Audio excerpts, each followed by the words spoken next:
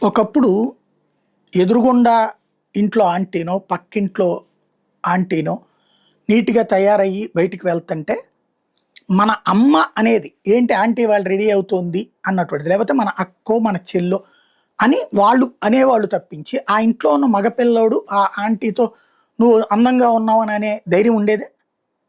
అంటే చెప్పుచ్చు కొడతారు ఇంట్లో. అదే ఇవాళ ఫేస్‌బుక్‌లో ఒక ఆంటీ ఒక అందమైన ఫోటో పెడతది. ఆంటీ ఏంటి చిన్న పాప అయినా లేకపోతే యుక్త వయసు అమ్మాయి అయినా పెట్టగానే లైకు, లవ్వు, వావు ఇట్లాంటియి. అంటే ఇలాంటిది సమాజంలో మన ఎదురుగుండా కనబడుతుంది. ఒక అమ్మాయి నడుచుకుంటూ వస్తుంది. అందంగా ఉంది. చక్కగా తయారై ఉంది.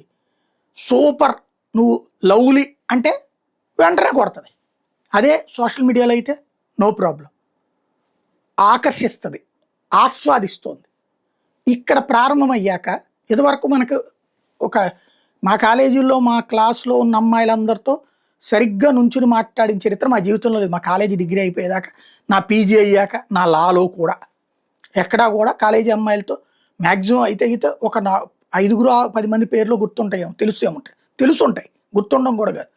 వాళ్ళల్లో ఏ యానివర్సరీ అప్పుడో, ఏ అకేషన్ అప్పుడో మాట్లాడడం తప్పించి, ఒక 2 నిమిషాల నుంచుని మాట్లాడామా కాలేజీ మొత్తం కూడా కూసేస్తుంది.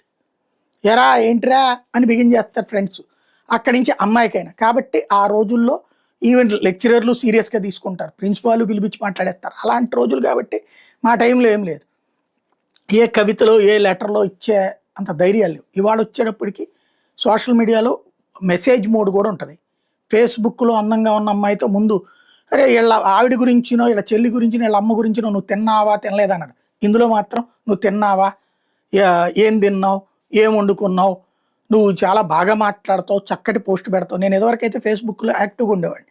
దాదాపుగా ఓ 10 ఏళ్ల నుంచి అనుకుంటా. నేను ఫేస్‌బుక్ నుంచి మాక్సిమం ఓన్లీ మార్నింగ్ శుభోదయం మెసేజ్ ఒక్కటే పెడతా. ఇదివరకు రోజుకి 100, 200, 300, 400 మంది దాంట్లో లైకులు కొట్టేవారు. ఇప్పుడు 15, 20 మంది ఏమో టచ్‌లో ఉంటారు అంతే. అది కూడా నేను అసలు ఎక్కువగా ఫేస్‌బుక్‌ని ఎందుకు చూస్తానంటే కొంతమంది న్యూస్ ఐటెమ్స్ మాట్లాడుకునేవి ఉంటాయి. అట్లాంటి వాటి కోసం చూస్తాను తప్పించి నేను చాట్ చేసేది కూడా తక్కువ. చాలామంది తిట్టుకుంటుంటారు. కొన్నిసార్లు చూసి తిడుతున్న మెసేజ్‌లు కూడా మీరు అసలు స్పందించరు అహంకారం అని. అహంకారం కాదు. నాకు పొద్దునుంచి ఇదే పని ఉంటుంది అక్కడ.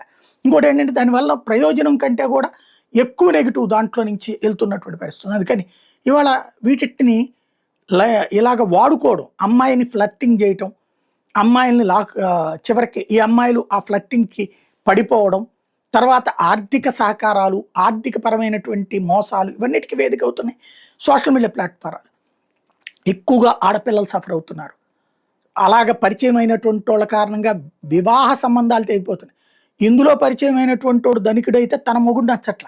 రాజుని చూసిన గంటతో మొగుడిని చూస్తే మొట్టబుద్ధేశుద్ధిలాగా తయారైపోయింది. అలాంటోడు ధనవంతుడే నన్ను చూసి ఫ్లర్ట్ అవుతుంటే నా మొగుడు ఆఫ్టర్ ఆల్ అన్నటువంటి ఫీలింగ్ వచ్చేస్తుంది కొంతమందికి. అదే సందర్భంలో భార్య అందం చాలట్లేదు భర్తలకి. ఇలాంటి ఒక సైకలాజికల్ దీంట్లో మనం స్ట్రాంగ్‌గా ఉండాల్సింది, బాధ్యతగా ఉండాల్సినటువంటి అవసరాన్ని మర్చిపోతున్నాం. మనం సనాతన సంప్రదాయంలో పెళ్ళి అనే దానికి ముందే ఆలోచన ఉంటుంది. పెళ్లి తర్వాత భార్య, జీవితము, కుటుంబము ఇది. పరాయి మహిళని సోదరీమణిగా చూడు లేదా స్నేహితురాలుగా చూడు. కామంతో చూడకు అనేటటువంటిది. అట్లాగే పరాయి మగవాడిలో సోదరుడిని చూడు లేదా స్నేహితుడిగా చూడు తప్పించి ఈవెన్ స్నేహం కూడా ఉండేది కాదు అప్పుడైతే పాత రోజుల్లో. కానీ ఇలాగా లైంగిక దృక్పథంతో చూడబాకనేటటువంటిదే మనకి ఇదివరకు ఉన్నటువంటి ఉమ్మడి కుటుంబ వ్యవస్థలో ఉండేటటువంటి ఫీలింగ్ కావచ్చు, సంప్రదాయంలో కనిపించింది. ఇప్పుడు వచ్చేటప్పటికి ఈ సోషల్ మీడియా యుగంలో నడుస్తోంది. ఈ సుత్తంతా ఎందుకు చెబుతున్నారో నువ్వు ఇప్పుడు అనేది మళ్ళీ కొంతమంది కడుపు మండే వాళ్ళు మాట్లాడుతూ ఉంటారు. ప్రేమల్లో మునుగుతున్నారు అంటూ ఈనాడు రాసుకొచ్చినటువంటి వార్తలో కొంత వాళ్ళు టచ్ చేశారు, కొంత నేను చెప్తున్నా అంతే.